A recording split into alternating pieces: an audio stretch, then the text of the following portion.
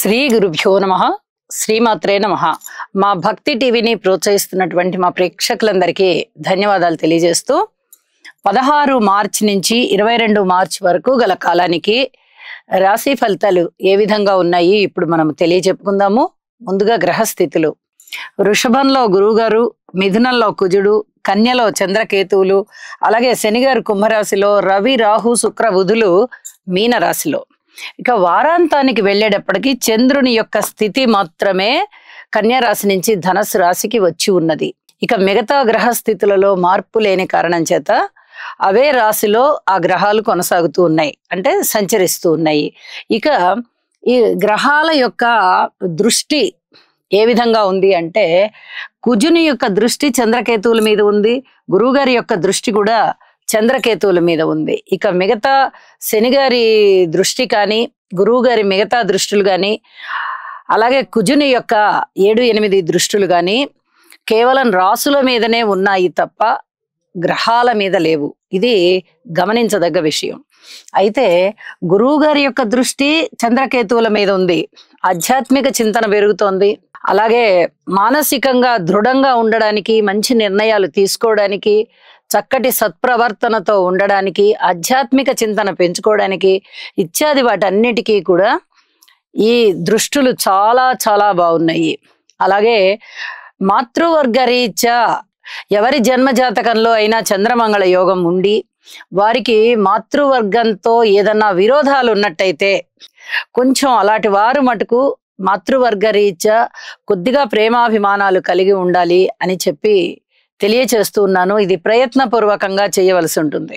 ఇది చెప్పదగినటువంటి సూచన. అలాగే చంద్ర, కేతు, కుజ ఈ 3 గ్రహాలకి స్తోత్రపారాయణాలు చేసుకోవడం చాలా చాలా మంచిది అని చెప్పి సూచన చేస్తూ ఉన్నాను. ఇది ప్రతివారు చేసుకోవడం కూడా మంచిదే. ఇక్కడ రాశితో సంబంధం లేకుండా ఓవరాల్గా మనం గ్రహస్థితులు చెప్పుకుంటూ ఉన్నప్పుడు ఖచ్చితంగా ఈ రాశి వాళ్ళకే ఇలా ఉంటుంది అని చెప్పడానికి రాదు.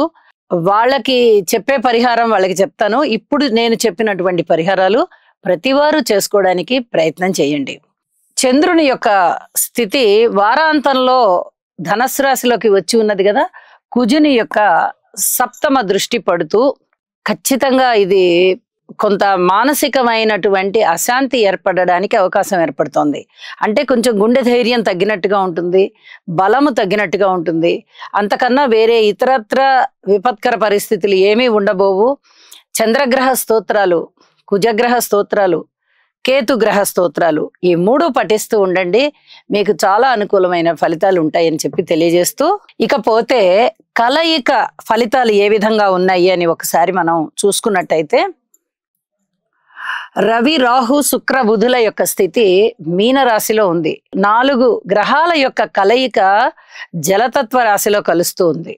ఇది కొంచెం చెప్పదగినటువంటి సూచన. గురుస్థానం మంచిదే, జలతత్వ రాశి మంచిదే. కానీ ఇక్కడ బుధుడు నీచలో ఉన్నారు, శుక్రాచార్యుల వారు ఉచ్చలో ఉన్నారు. రవి రాహుల యొక్క కలయిక జరుగుతోంది. శుక్రాచార్యుల వారు రాహుతో ఉన్నారు, బుధుడు రాహుతో ఉన్నారు, రవి రాహుతో ఉన్నారు. ఈ రకమైనటువంటి పరిస్థితి శారీరకమైన బలహీనతలు, అలాగే వినికిడి సమస్యలు, చర్మానికి సంబంధించిన ఇబ్బందులు, స్త్రీలతో ఇబ్బందులు, అలాగే వైవాహిక జీవితంలో ఇబ్బందులు, వివాహాది శుభకార్యాలు కుదరడానికి కూడా చాలా వరకు ఆటంకాలు ఉండడము, అలాగే పితృవంశ దోషం. ఇది ఎవరికైతే జన్మజాతకంలో ఉండి రవి రాహుల కలయిక జరుగుతుంది ఇక్కడ, ఈ పితృవంశ దోషము ఎవరికైతే జన్మజాతకంలో ఉండి వాళ్ళు పరిహారాలు చేసుకోలేదో అలాంటి వాళ్ళకి కొన్ని రకాలైనటువంటి ఇబ్బందులు ఉండడానికి అవకాశం ఉన్నది. కాబట్టి తప్పనిసరిగా పితృవంశ దోషం ఉన్నవారు నారాయణ బలి అనేటటువంటి కార్యక్రమాన్ని నిర్వహించుకోవాలి. తండ్రి ఉన్నవారు తప్పనిసరిగా తండ్రి గారి చేతనే ఆచరింపజేయాలి. తండ్రి లేనివారు మాత్రమే కొడుకు చేయాలి. ఒకవేళ తాతగారు జీవించి ఉన్నారనుకోండి, తాతగారే చెయ్యాలి, తండ్రి గారి తండ్రి. ఆ హెడ్ ఆఫ్ ద ఫ్యామిలీ ఎవరైతే ఉన్నారో వాళ్ళు చెయ్యాలన్నమాట. ఇది తండ్రి గారు చేస్తే కొడుకులందరికీ వస్తుంది, కొడుకు చేస్తే ఎవరు చేస్తే వాళ్ళకి మాత్రమే వస్తుంది. ఇప్పుడు ఒక కొడుకు ఉన్నారనుకోండి, ఒకళ్ళే చేసుకుంటారు తండ్రి లేని పక్షంలో. తండ్రికి 2 కొడుకులు ఉన్నారనుకోండి, తండ్రి లేరు, అన్నదమ్ములు 2, అలాంటప్పుడు ఇద్దరు అన్నదమ్ములు నిర్వహించుకోవాలి. ఇది చెప్పదగినటువంటి సూచన. రాబోయేటటువంటి వారం రోజుల కాలంలో, ఈ 22వ తారీఖు నుంచి ఇంకొక వారం రోజుల కాలంలో షష్టగ్రహ కూటమి ఏర్పడుతూ ఉన్నది. కాబట్టి ఈ రకమైనటువంటి దోషానికి తప్పనిసరిగా ఫలితం కనిపిస్తూ ఉంటుంది ఇంతో అంతో. దాన్ని నివారించుకోవడానికి ఈ నారాయణ బలి చేసుకోవాల్సిందిగా సూచన. నారాయణ బలి చేసుకున్న వారు రవి రాహు స్తోత్రాలు పారాయణ చేసుకోండి. ఇది చెప్పదగినటువంటి సూచన. ఇక రాసుల్లోకి వెళ్దాం. కుంభరాశి. కుంభరాశి వారికి ఈ వారం రోజుల కాలాన్ని పరిశీలన చేస్తే రెండు గ్రహాల యొక్క ఫలితాలు మనకి కనిపిస్తూ ఉన్నాయి. అంటే ద్వితీయ స్థానం మాత్రమే బుధ శుక్రులతో యోగిస్తూ ఉన్నది. అయితే ఇది రవి రాహు గ్రహాలతో కలిసి ఉన్న కారణం చేత అంత చాలా బాగా యోగిస్తోంది అని చెప్పడానికి రాదు. అలాగే బుధుని యొక్క స్థితి కూడా నీచ స్థానంలో ఉన్నందువల్ల ఎక్కువ జాగ్రత్తలు తీసుకోవాలి.